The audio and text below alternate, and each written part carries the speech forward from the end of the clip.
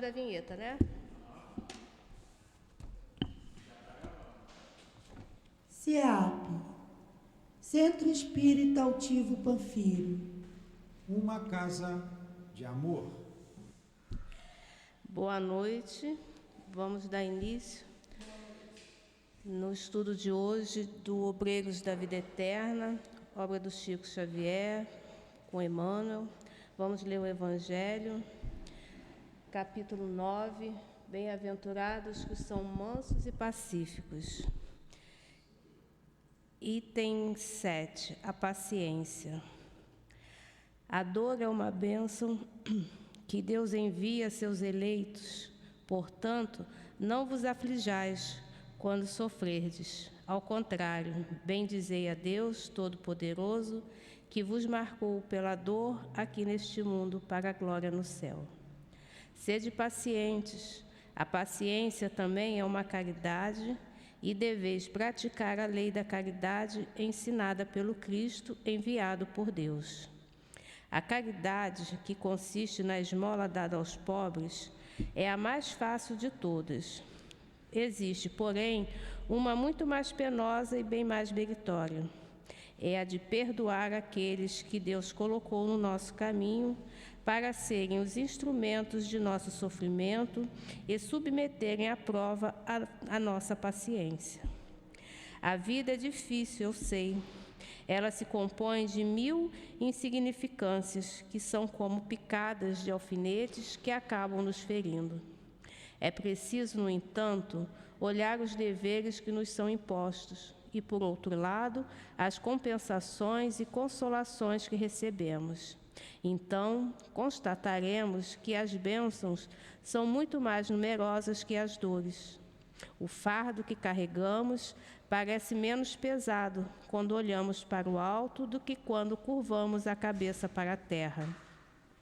Coragem, amigos. O Cristo é vosso modelo. Ele sofreu mais do que qualquer um de vós, e nada fez que pudesse ser reprovado, enquanto que tendes que expiar o vosso passado e vos fortificar para o futuro. Portanto, sede pacientes, sede cristãos, essa palavra resume tudo. Um Espírito Amigo, Havre, 1862. Querido Deus, amado Jesus, seu altivo, toda a espiritualidade que sustenta essa casa, que nos abriga, que nos acolhe. Estamos aqui hoje, Senhor, pedindo que ajude-nos ao entendimento da obra Obreiros da Vida Eterna, que vai ser estudada aqui hoje.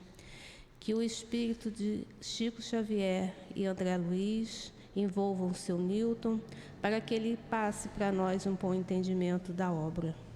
Pedimos, Senhor, que nos fortaleça, que nos sustente nesse momento de estudo. E em nome do amor que rege essa casa, em nome do amor de todos os espíritos que aqui estão conosco, em nome do amor de Deus, nosso Pai acima de tudo, damos por iniciados os estudos da tarde de hoje. Graças a Deus que assim seja. Que nosso irmão André Luiz, o Chico, nos inspire junto com o altivo e a coluna que sustenta o nosso SEAP. Graças a Deus. Então vamos lá. Vamos dar continuidade. A gente parou penetrando do nosso livro 120. Quando o Padre Hipólito estava falando com o Padre... Não.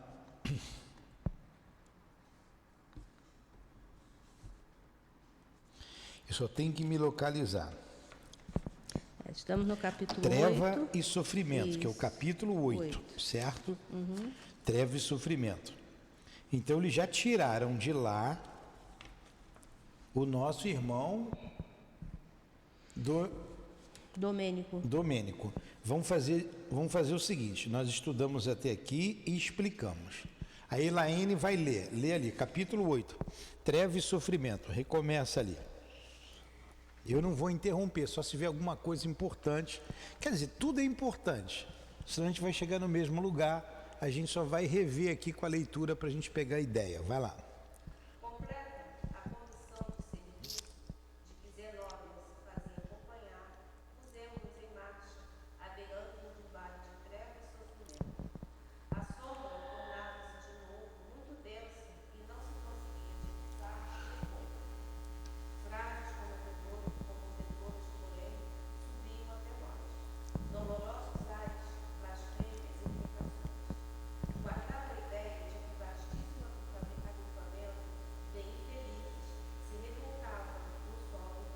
Muito bem.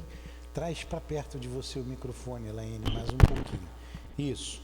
Então, eles estão caminhando, retornando, o grupo, e estão ouvindo as imprecações, os pedidos de socorro, os ais, como ele falou, né? São gemidos de dor, e estão ouvindo tudo isso. Continua.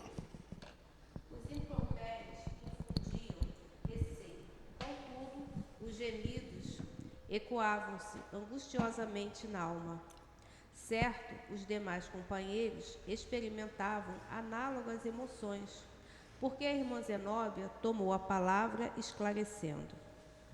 Os padecimentos que sentimos não se verificam à revelia da proteção divina. Incansáveis trabalhadores da verdade e do bem visitam seguidamente estes sítios, convocando os prisioneiros da rebeldia à necessária renovação espiritual. No entanto, retraem-se eles, revoltados e endurecidos no mal. Lamentam-se, suplicam e provocam compaixão. Raramente, alguns deles nos ouvem o apelo. Às vezes, intentamos impor-lhes o bem. Entretanto, quando retirados compulsoriamente do vale tenebroso, acusam-nos de violentadores e ingratos, fugindo ao nosso contato e influenciação. Está vendo? Então, um lugar de dor, de muito gemido, é uma região umbralina, uma região inferior. Mesmo assim, eles querem ficar ali, apesar dos gritos, dos gemidos. Alguns são retirados, que eles encontram boa vontade, daqui a pouco eles acusam de...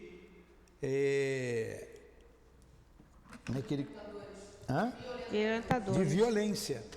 Não acontece o mesmo, nós lembramos semana passada, quando vai apanhar essas pessoas que estão na rua, viciados, embaixo das pontes, eles xingam, jogam pedras, não querem ir, não é isso? É a mesma coisa, é o retrato, é a reencarnação desses espíritos. Continua. Embora o triste conteúdo da notificação, Zenóbia não-la fornecia, inflamada no espírito de serviço, a julgar pelo bom ânimo que transparecia de seus gestos e palavras. A negação deles, continuou a orientadora, não é motivo para qualquer negação de nossa parte.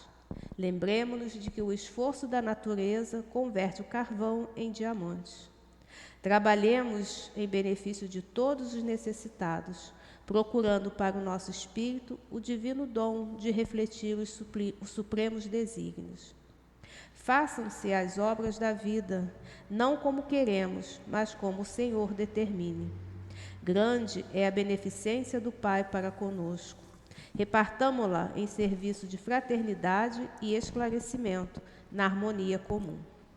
Em seguida, 10 cooperadores, obedecendo-lhe as ordens, acenderam focos de intensa luz.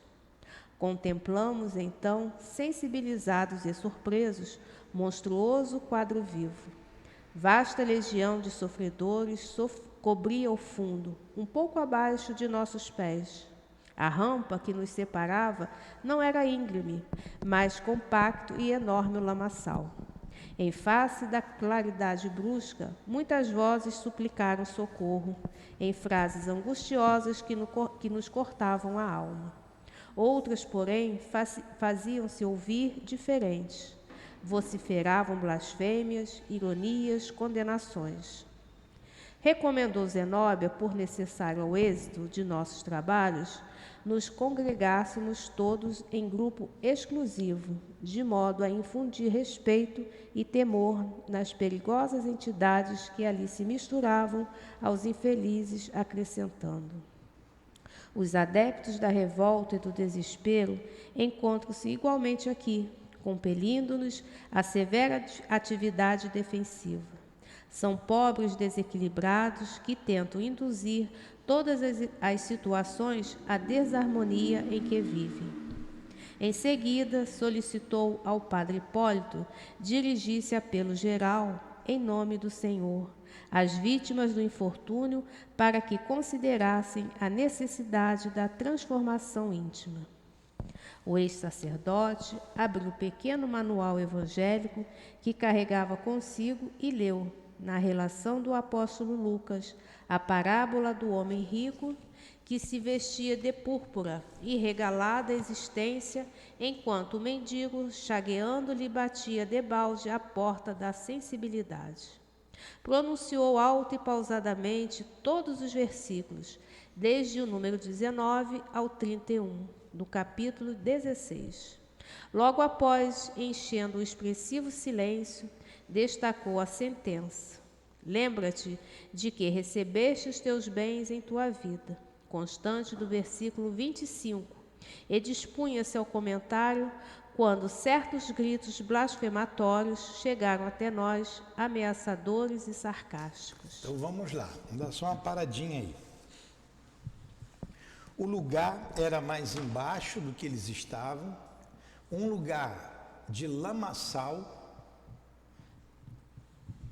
e eles saíam daquele lamaçal, alguns gritando, outros gemendo de dor, outros vociferando. Por que o lamaçal? Aquilo é criação mental dele. E certamente um lamaçal fétido, porque é a lama que ficou o corpo em decomposição no túmulo. Então a mente deles não consegue criar outra coisa senão o feio, o tétrico. O lugar é escuro, porque eles só veem a escuridão. Então o pensamento deles constrói aquele lugar. E alguns ainda se aproveitam, escravizando, outros mais fragilizados. Aí vocês entendem aqui, na semana passada nós lemos essa passagem do Lázaro e o rico, não é isso? Isso. Aí eu posso até ler de novo, porque fica bem explicado aqui. Né? Fica bem explicado, a gente vai entender melhor ainda. Porque dizem alguns assim, os católicos, os irmãos católicos, os irmãos evangélicos: olha, nessa passagem Jesus falou do inferno, quem está lá não pode vir para cá, e quem está aqui não pode ir para lá. Exato, exato. Eles estão nessa situação e não querem sair dessa situação. Não tem como eles acompanhar os trabalhadores do bem e da luz, eles não querem. E não tem como o trabalhador da luz, o irmã Zenóbia, esse grupo, ficar ali com eles. Então é intransponível, até que eles se redimam, se arrependam e queiram sair dali. A gente vai observar que pai Abraão, que é o pai do povo hebreu, ele diz assim: filho. Então ele chama o espírito que está em sofrimento de filho. Se ele chama de filho, ele não está com raiva, ele não está condenando, não é? A passagem está aqui em capítulo 16. Lucas, capítulo 16. Cadê? Deixa eu voltar aqui. Capítulo 16 está em Lucas? Que esse do apóstolo, atrás está, do apóstolo Lucas, a parábola do homem rico que se vestia de púrpura e regalada existência. Tá, mas eu quero saber os versículos e o capítulo. De número 19 ao 31. Não, no capítulo 16 de Lucas. Isso. Tudo bem. Vamos ler novamente. Vocês lembram que a gente leu, Uhum. mas a gente vai fixando esses conceitos. Mateus, Marcos, Lucas 13, 14, Lucas 16. Está aqui.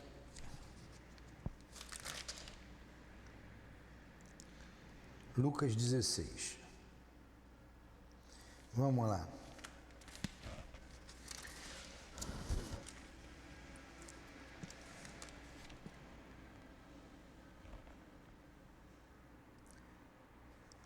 A parábola do rico e de Lázaro.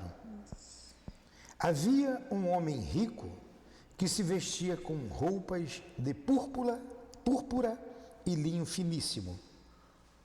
Todos os dias dava esplêndidos,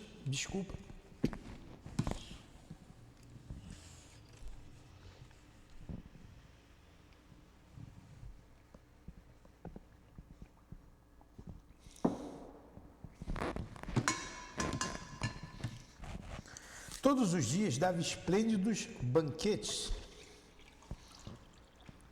Um pobre de nome Lázaro, coberto de feridas, ficava deitado junto ao portão do rico. Desejava tanto matar a fome com o que caía da mesa do rico. Em vez disso, eram os cães que vinham lamber-lhe as feridas. Aconteceu que o pobre morreu e foi levado pelos anjos para junto de Abraão. Também o rico morreu e foi sepultado. E na morada dos mortos, em meio aos tormentos, levantou os olhos e viu de longe Abraão e Lázaro a seu lado. Ele então gritou: Pai Abraão, tem piedade de mim, manda que Lázaro molhe a ponta do dedo e venha refrescar minha língua, porque sofro nessas chamas. Respondeu Abraão: Filho, lembra-te de que em vida recebeste os teus bens e Lázaro os seus males. Agora ele aqui é consolado e tu atormentado. Ademais, entre nós e vós há um grande abismo. O que quiserem passar daqui para aí, não podem, nem tampouco daí para cá. Não é isso que está acontecendo aqui na história? Então, ele não está falando da condenação para sempre, do fogo do inferno. Aí o tradutor colocou aqui, pintou, então está nas chamas. Mas pode você entender também a chama do sofrimento. O rico disse: Peço-te então, pai, que ao menos o mandes à casa de meu pai, pois tenho 5 irmãos, que Lázaro o advirta, a fim de que não venham também eles para este lugar de sofrimento. Mas Abraão respondeu: Eles têm a Moisés e os profetas, que o escutem. Disse ele: Não é isso, pai. É que se algum dos mortos fosse até lá, eles se converteriam. Ele respondeu: Se não houve a Moisés e os profetas, tampouco acreditarão se um morto ressuscitar. Quantos que você vai falar da vida de além-túmulo não querem te ouvir? Dizem que nós somos loucos. Quantos ricos não querem saber de Jesus Cristo? Isso é uma quimera. Olha o que estão fazendo com o nome do Cristo. Chegamos ao cúmulo de ir numa festa aí mundana de carnaval, o diabo arrastar o Cristo pela rua ensanguentada, saindo vitorioso. Adianta chegar para esse homem, para esse carnavalesco, para aquele grupo, para aquela torcida que se delirava nas arquibancadas e dizer: meu amigo, escute, Jesus é o vencedor do mal. Isso é uma blasfêmia. Isso é uma falta de respeito com Cristo, esse que veio dos páramos celestes para nos trazer a palavra da salvação, o caminho reto que conduz ao Pai, o amor e a caridade. Adianta eu chegar na arquibancada, na Sapucaí, e falar assim? Não. O que eles vão fazer comigo? Vão trucidar. Vão jogar casca de cerveja, lata de cerveja, vão jogar tudo que tiver na mão. Debochar. Não é isso que eles estão fazendo ali? Vamos continuar, continua na leitura, Elaine. Fora, fora, abaixo as mentiras do altar. Olha aí, não era isso que iam fazer comigo lá? Ataquemos de vez o Padre. Estamos bem, somos felizes. Não pedimos auxílio algum, não precisamos de arengas. Temos aqui o nosso céu. Vão para os infernos. Não é isso que ia acontecer? Só não ia me chamar de padre, né? Os adversários gratuitos de nossa atuação não se limitaram ao vozerio perturbador. Bolsas de substância negra. Bolas de substância bolas. negra. Isso, é. Ó, começaram a jogar pedra. Bolas de substância negra começaram a cair ao nosso lado, partindo de vários pontos do abismo de dor. As redes, exclamou Zenóbia, dirigindo-se a alguns colaboradores. Estendam as redes de defesa, isolando-nos o agrupamento. As determinações foram cumpridas rapidamente. Redes luminosas desdobraram-se à nossa frente, material esse especializado para o momento, em vista da sua elevada potência magnética, porque as bolas e setas que nos eram atiradas detinham-se aí, paralisadas por misteriosa força. A diretora da casa transitória, afeita a ocorrências iguais àquela, fornecia-nos belo exemplo de firmeza e serenidade. Após organizar a defensiva, fez sinal ao pregador para que falasse, e o padre Hipólito, sobrepondo-se aos ruídos e insultos, iniciou o comentário em empolgante acento. Irmãos, que vos prepareis para a recepção da luz divina. É o nosso desejo fraternal. Continua. Reúnem-se aqui várias centenas de infortunados companheiros em precárias condições espirituais. De alma esfrangalhada pela dor, vencidos de aflição, suportando inomináveis padecimentos, entregai-vos, muita vez, ao desalento, à rebeldia e ao desespero. Perturbada e desditosa, vossa mente não sabe senão fabricar pensamentos de angústia destruidora. Alegais que as forças divinas vos esqueceram no vale fundo das trevas, e de negação em negação transformai-vos gradativa e naturalmente, em perigosos gênios da sombra e do mal, personificando figuras diabólicas e assediando indistintamente as obras edificantes dos mensageiros do Pai. Cruéis perversões interiores modificavam-vos o aspecto fisionômico. Não vos assemelhais às criaturas humanas que fostes, repletas de dons divinos, e sim a imagens vivas das regiões infernais, infundindo compaixão aos bons, receio e pavor aos mais tímidos.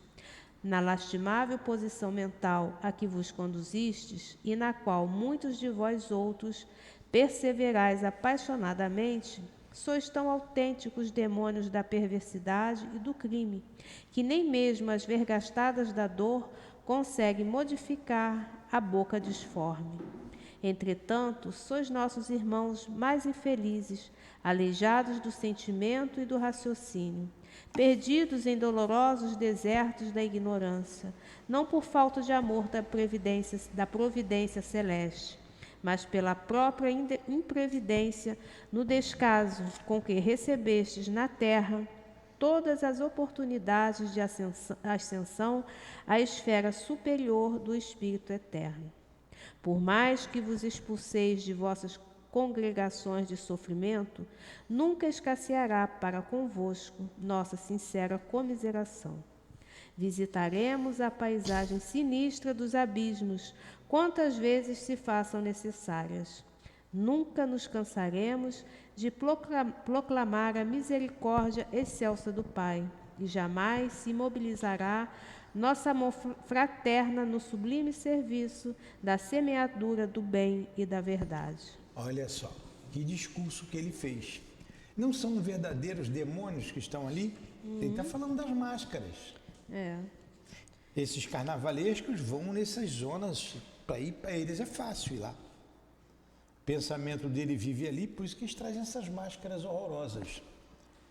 E o padre está falando que não se cansará, né? Que as forças divinas não esqueceram eles no fundo das trevas, mas que só depende deles. Então, olha o abismo que se abriu por por voluntariedade. Eles querem isso. Então, não dá para transpor. Pelas vibrações que eles mesmos criam, né?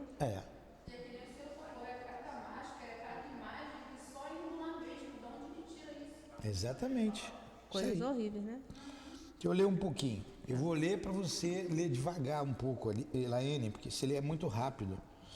Eu estou deixando porque nós lemos e fizemos bem devagarinho semana passada.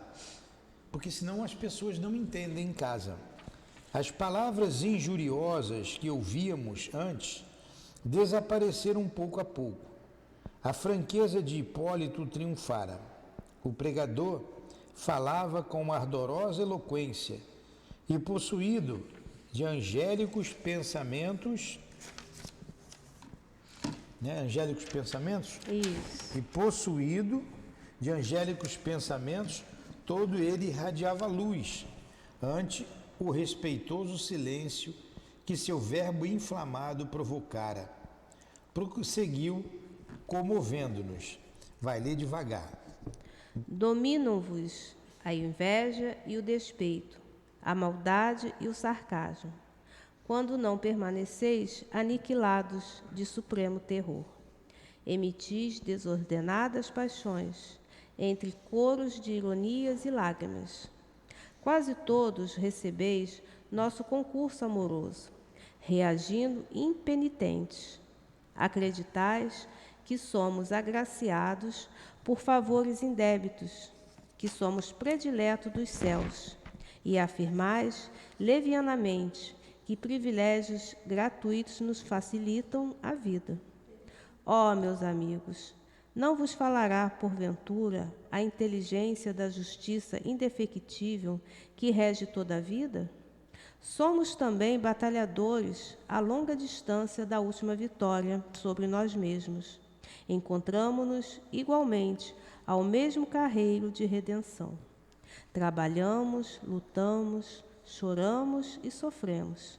Apenas diverge de algum modo a nossa posição da vossa, porquanto nós outros, que nos dirigimos à palavra tranquila e fraterna, já iniciamos o luminoso aprendizado do reconhecimento a Deus, nosso Pai, todo poder, justiça e misericórdia, agradecendo ao Cristo, o divino intermediário, o ensejo de trabalho e realização no presente.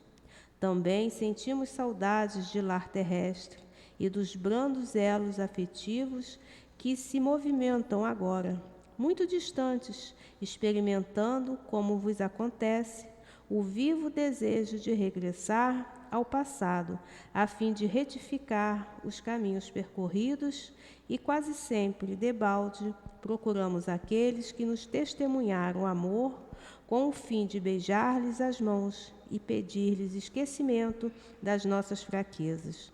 Possuímos, todavia, a felicidade de compreender a extensão de nossos débitos e pusemos-nos desde muito a caminho do futuro Redentor. Uma palavra de humildade, não é? De muita humildade.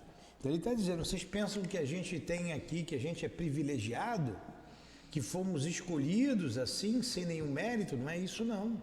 Nós também somos endividados. Nós também estamos em luta. A diferença é que já reconhecemos isso. As nossas dívidas. Isso nos dá tranquilidade. Então foi falando com eles, que eles poderiam também sair daquela situação e continuar a caminhada de progresso que todos precisamos. Desse quadro, vocês estão vendo um retratinho 3x4 do que é a zona umbralina em torno da Terra. Ela é imensa, imensa. A grande maioria dos espíritos que estão na Terra estão nessas zonas de sofrimento. Então, o mundo espiritual tem muito trabalho a ser feito, tanto quanto aqui na Terra tem muito trabalho a ser feito. Quando você vai numa comunidade carente dessas que nos cercam aqui, e que você vê a sujeira, o lixo, o rio transformou-se num valão, as casas miseráveis, alguns poucos dominando a maioria pela força, imprimindo terror, medo. Não é assim que acontece? É um retratinho 3x4 do que acontece no mundo espiritual. Também, alguns poucos imperando sobre essa massa pelo terror, pelo medo, explorando, se viciando esses incautos que caem em suas garras. Daí esse lamaçal, essa escuridão. E eles estão ali, né? Não tem muito o que fazer. Quantas vezes a gente foi ali naquela região, que eu não vou dizer o nome lá, naquela bacia, que você conhece muito bem, Elinéia, ali naquela comunidade, quantas vezes nós fomos lá, descemos, que ali é um lugar, um charco, eles moram na beira do esgoto, em cima do esgoto, em barracos de madeira, e não querem sair dali. É incrível, em cima da taboa. O nome daquilo é taboa. Não tem um banheiro, é do lado de fora, o vaso sanitário lá envolto em cortinas. A pulga tem cachorro. Não é cachorro que tem pulga não, eu nunca vi isso. É a pulga que tem um cachorro.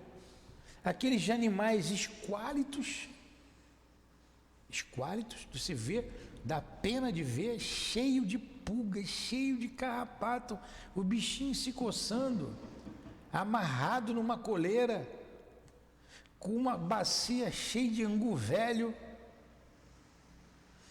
e não há diferença das crianças para aquele animal ali, aqui pertinho, aqui, a 10 minutos daqui a pé. Vamos ao SEAP, lá tem serviço odontológico, lá tem a evangelização. Eles não querem a cesta para comer e reproduzir, come e reproduz ali. Aí você vai num barraco daquele, quem está nos ouvindo, estamos dizendo aqui bem pertinho, tem 3, 4 com tuberculose, e recentemente num daqueles barracos, eu perguntei, cadê a fulana que eu não vi mais passar por aqui? Morreu, tuberculose, morreu da doença, e o marido também, e eu não sei como é que estavam os filhos, já estavam contaminados, está lá, aqui.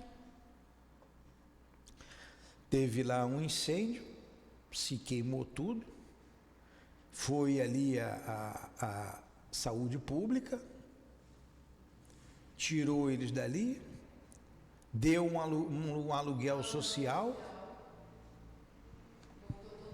deu colchonetes para eles, um colchonete bom, deu cesta básica, deu roupa. Eles foram embora, menos de um mês depois, estavam no mesmo lugar.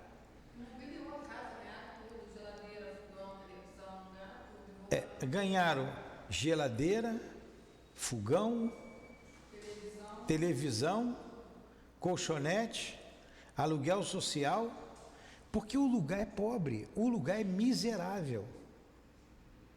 Voltaram para lá. Teve uma que fez na lama, naquela lama fétida. Você não foi ali não, né, Elaine? A parede com colchonete, enterrou o colchonete, um pedaço assim no chão, colchonete novo, ganhou lá uns 4 ou 5, fez a parede de colchonete por causa do vento e botou mais uns 2 lá no chão para dormir. Aí você olha aquilo, você diz, meu Deus, como é que pode isso? Não, seu Nilton, eu não vou sair daqui não. Aqui eu não pago aluguel. E o que eles fazem mais ali? Eles não querem a ajuda. Eles não querem. Gastam dinheiro com droga e se reproduz, como os animais se reproduzem. E aí você vê doenças de pele,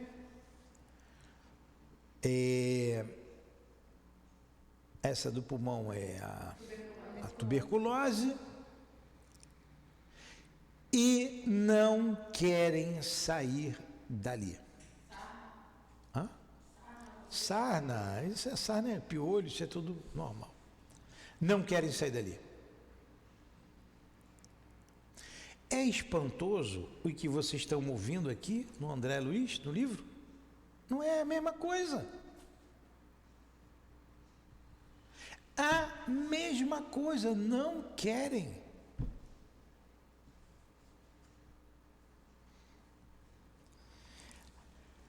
Aí nós paramos aqui, deixa eu ler um pouquinho, que a Elaine vai a 200 por hora.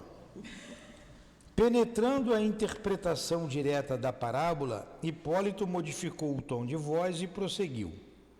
Qual de nós não terá sido na crosta do mundo aquele rico vestido de púrpura e linho finíssimo do ensinamento do mestre? Exibíamos a roupa vistosa e brilhante do eu egoístico, ferindo a observação de nossos semelhantes e vivendo o bendito ensejo de permanência nos círculos carnais, regalada e esplendidamente.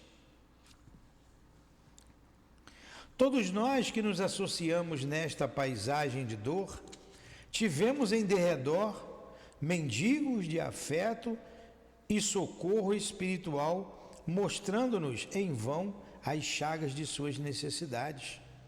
Chamavam-se eles familiares, parentes, companheiros de lutas, irmãos remotos de humanidade. Mas não é o que a gente vê? É o que a gente vê, não ajuda porque não quer. Eram filhos famintos de orientação, pais necessitados de carinho, viandantes do caminho evolutivo, sequiosos de auxílio, que improficuamente se aproximavam de nós, implorando algo de reconforto e alegria.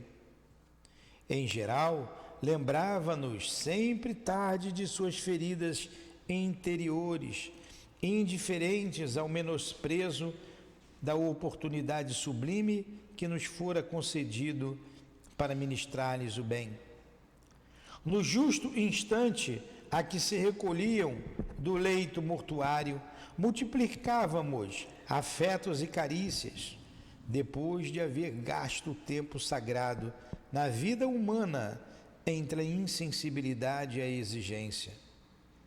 Desejavam os mais pobres que nós alguma coisa das migalhas de nosso permanente banquete de conhecimentos e facilidades. Frequentavam-nos a companhia, quais crianças necessitadas de iluminação e ternura, e os próprios cães se inclinavam para eles, tomados de natural simpatia, como a gente viu ali, as pulgas com os cachorros. Ali é a pulga que tem um cachorro. Que tristeza, que tristeza. Agora, você vê, ele está falando lá para esses espíritos que estão lá na região umbralina. Mas esses que a gente acabou de citar aqui pertinho, são espíritos que já foram nobres, que nunca fizeram nada para ninguém, que viviam à expensa dos outros, que usavam as pessoas, comiam, eles tinham também linho, se vestiam de púrpura e linho. Hoje estão ali preguiçosos, preguiçosos, não querem trabalhar e querem continuar vivendo da caridade alheia, porque dá pena a gente ver aquilo, dá compaixão, melhor dizendo, aquela situação. E quando a gente vê criança ainda sofrendo, mais o nosso coração se aperta. Chegamos a pedir, deixa essa criança com a gente, que a gente vai cuidar dele. O Cauã é um dele, né? Mas o que nós podemos fazer, se eles não querem? O mesmo está acontecendo aqui, nessa passagem. Aí vamos terminar esse pedaço aqui, ó. Nós, porém, envaidecidos das próprias conquistas, encarcerados em clamorosa apatia, amontoávamos expressões de bem-estar, crendo-nos superiores a todas as criaturas integrantes do quadro de nossa passagem pela carne.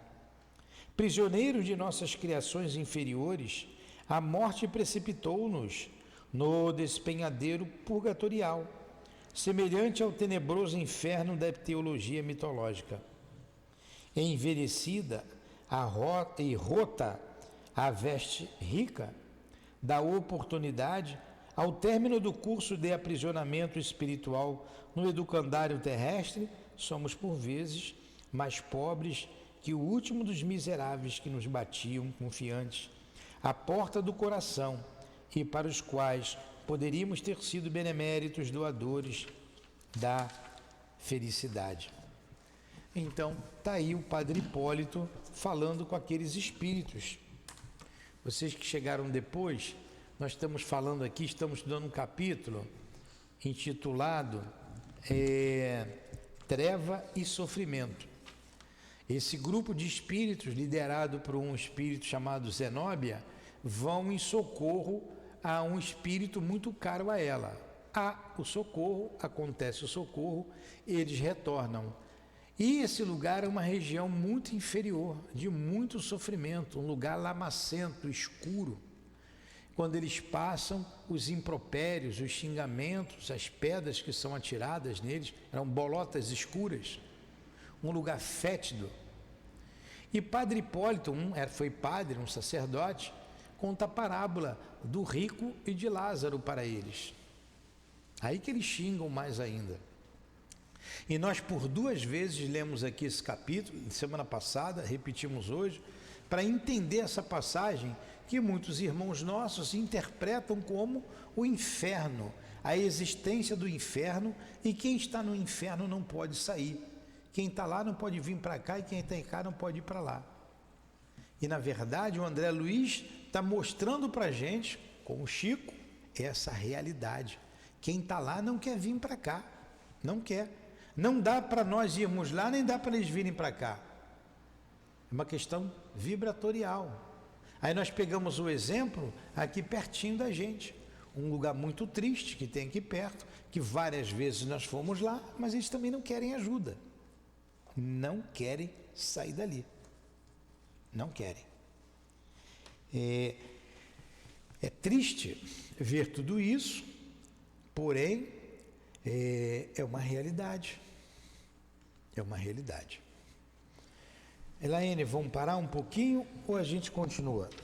Acho que era bom parar um pouco, né? Já vai dar 7 horas, né? Já vai ser 7 horas. Viajores na travessia do Rio Sagrado. Vamos parar, né? Uhum. Semana que vem a gente continua aqui. Não vou voltar. Elaine, lembra dessa história. Você que vai resumir aqui, tá? Você decora o que a gente estudou até agora, para a semana que vem você falar o estudo e a gente continuar. Então pode fazer a prece. Hã? Minha não. Se ler tudo novamente, a culpa é sua. Vamos lá. Querido Deus, Jesus, nosso Mestre. Um pouco mais alto, Elaine. A espiritualidade dessa casa, ao André Luiz, ao Chico, que são os escritores desta obra, os autores. Estamos, Senhor, agradecidos pelo estudo de hoje, pela oportunidade, por estarmos envolvidos nesse entendimento, nessas leituras. E por isso, Senhor, estamos agradecidos, pedindo a vós que, ao término, em nome do amor, da espiritualidade dessa casa, em nome do amor de Deus, sobretudo, do nosso amor, Senhor, que estamos aqui nos esforçando para praticarmos da melhor maneira possível, pedimos a vós, Senhor, que permita o encerramento da aula de hoje do livro Obreiros da Vida Eterna. Que assim seja. Graças a Deus.